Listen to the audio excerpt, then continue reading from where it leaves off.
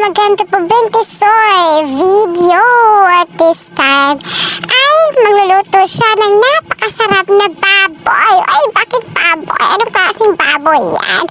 Ayan, bago ang lahat, syempre, linisin mo na bago gamitin. Baka pati dumikit sa baboy. Ay, naku, mahirap na.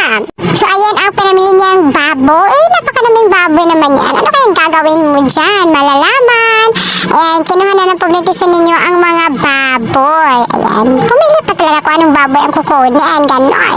Ayan, so ayan na, pinatong lang ang baboy sa tadtaran. O halata naman, inakayang pirasong baboy at nilalagay niya para naman malaman natin. Ayan, tignan nyo na lang, huwag kayong dyan, tignan nyo na lang kung ano ang gagawin na pubrintisay ninyo. Nang may tips naman kayo kung paano magtadtad dyan sa mga hindi pa nakakaalam. Katulad ko, ba't ganon?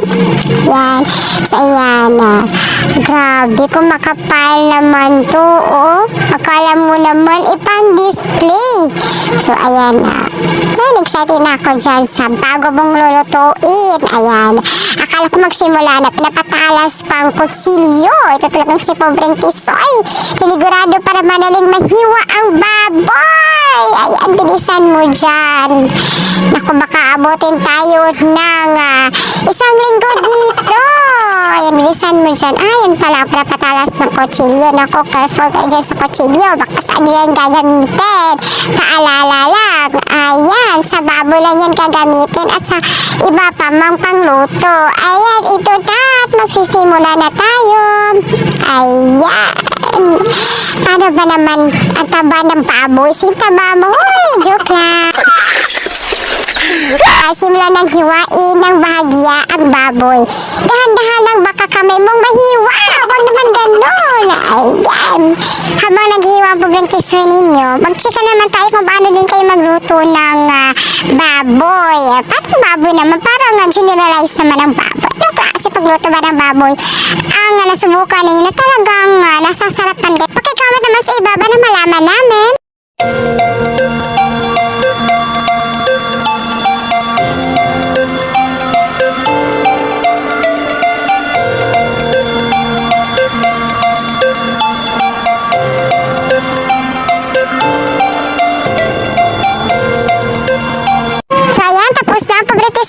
Hiwa ng baboy sa wakas. Kaya iba't iba tayo paraan na pagluluto ng baboy. Depende yan sa inyo kung ano gusto ninyo. Ayan, hinugasan lang po ang mga sangkap. O diba, may tips na naman kayo. Hindi kailangan nga maon na siya. Hindi kailangan kung anong sangkap ang maon na. Nakadepende yan kung paano mo lutuin. Kasi nga naman, kasi inuuna niya nga hinihiwa yung baboy bago yung sangkap. Ayan, ang dami ko sinasabi dito.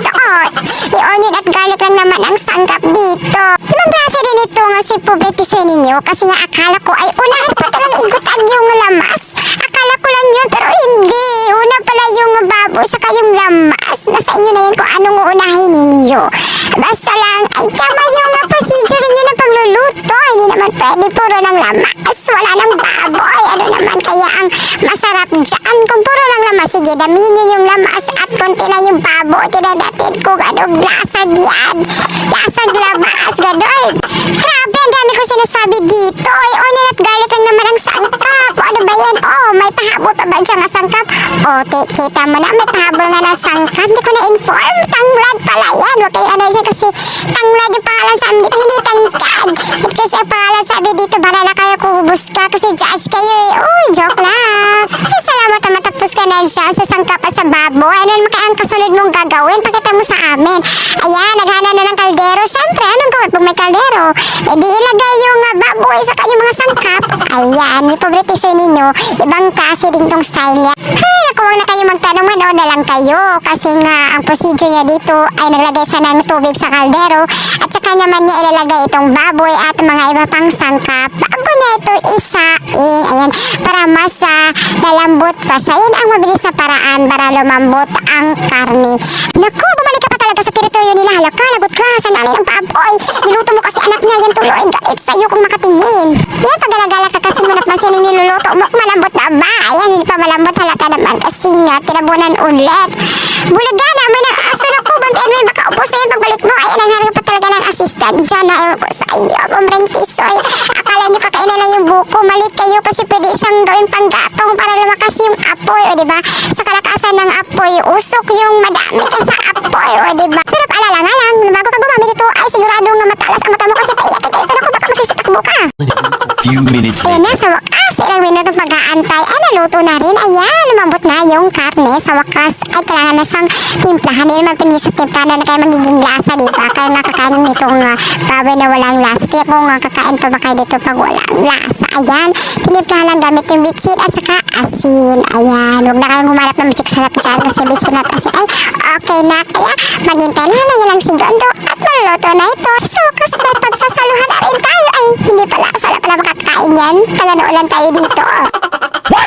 Nga pala, bago ko makalimutan, maraming salamat sa mga bagong subscriber ng Public Tisoy Channel. Sa mga hindi pa nakapag-subscribe, mag-subscribe ka na para updated ka sa susunod na video. At baka may pa-request kayo na lulutuin ako, mag-comment down lang kayo kasi nalulutuin yan sa next video. At syempre, baka may pa-shoutout kayo dyan, mag-comment lang para ma-shoutout din kayo. Maraming salamat. Few inches later. Wow!